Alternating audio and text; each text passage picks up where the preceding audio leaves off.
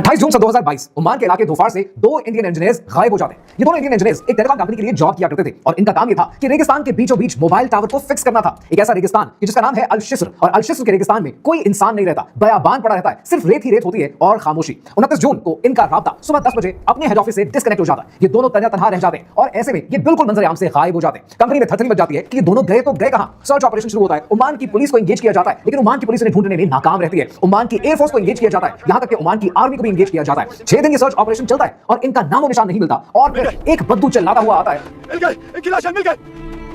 इनकी पोस्टमार्टम के बाद एक ऑफिशियल रिपोर्ट बनती है और ऑफिशियल रिपोर्ट कहती है या तो इनकी गाड़ी खराब हो गई थी या फिर ये रेत में फंस गए थे, लेकिन कॉज ऑफ डेथ बताया नहीं जा सकता। और ऐसे में एक बूढ़ा बद्दू जो इस इलाके से बहुत गुजरा करता था, वो कहता है, ये शद्दाद की जमीन है, यहां से कोई वापस नहीं जाता, इस जमीन से कोई जिंदा नहीं निकलता। अब यहाँ पर एक सवाल है कि शद्दाद कौन था और ये उसकी जमीन है, तो ये उसकी जमीन इतनी कर्ज क्यों है? और इस बात को समझने के लिए हमें एक और जगह जाना पड़ेगा और वो जगह है यूनाइटेड स्टेट्स ऑफ अमेरिका। 2023 में अमेरिका की रियासत टेक्सास के एक क्लिनिक के अंदर एक बाप, एक बेटा और एक पोता लेटे हुए होते हैं। बाप की उम्र तकरीबन 70 साल है, बेटे की उम्र तकरीबन 45 साल है और पोते की उम्र 17 साल है। इन तीन नस्लों का खून एक दूसरे के अंदर पंप हो रहा होता है। इस कहानी का जो बेटा उसका नाम है ब्रायन जॉनसन, और ब्रायन जॉनसन एक टेक सीईओ है जिसकी वर्थ $400 मिलियन से ज्यादा है, और वो अपने 17 साल के बेटे का खून अपने अंदर पंप कर रहा होता है। क्यों? क्योंकि ब्रायन जॉनसन का मानना यह है कि मैं मरना नहीं चाहता। My name is Brian Johnson. I've been spending millions of dollars creating an anti-aging protocol.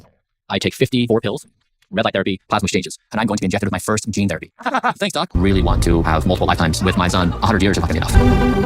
So I hope you don't die. Brian Johnson कहता है कि मैं एजिंग को रिवर्स कर रहा हूं। मेरी बायोलॉजिकल एज तकरीबन 18 साल है। और ब्रायन अकेला नहीं है। Amazon.com के फाउंडर जेफ बेजोस ने रिसेंटली एल्ट्रॉस लैब्स में $3 बिलियन लगाए हैं। Mission self rejuvenation. गूगल ने 2013 में एक कंपनी बनाई कैलिको के नाम से, और उनका ऑफिशियल मिशन पता क्या है? उनका ऑफिशियल मिशन है solve death. Larry Ellison, oracle के फाउंडर ने $400 मिलियन इन्वेस्ट किए इस रिसर्च में। यहां तक कि लैरी एलिसन का कहना है कि मौत मुझे बहुत गुस्सा दिलाती है। मुझे समझ नहीं आता कि आज एक इंसान है और कल गायब। How can that be? दुनिया के अमीर तरीन लोग एक रेस में लगे हैं, मौत से बचने की रेस। वो अपनी दौलत से, अपनी टेक्नोलॉजी से, वो सोचते हैं कि वो खुदा के डिजाइन को हैक कर लेंगे। लेकिन ये कहानी कोई नई नहीं है। 2023 में जो दो इंजीनियर्स गायब हुए, एंड उसी जमीन पर आज से हजारों साल पहले कुछ और हुआ था। एक और इंसान था जो ये मानता था कि उसके पास अनलिमिटेड दौलत है, अनलिमिटेड ताकत है, और उससे वो भी मौत से बच सकता है, अपनी जन्नत बना सकता है। और आज उस इंसान को हम कुरान मजीद में शद्दाद बिन आद के नाम से जानते हैं। कहानी क्या है, आइए समझते हैं।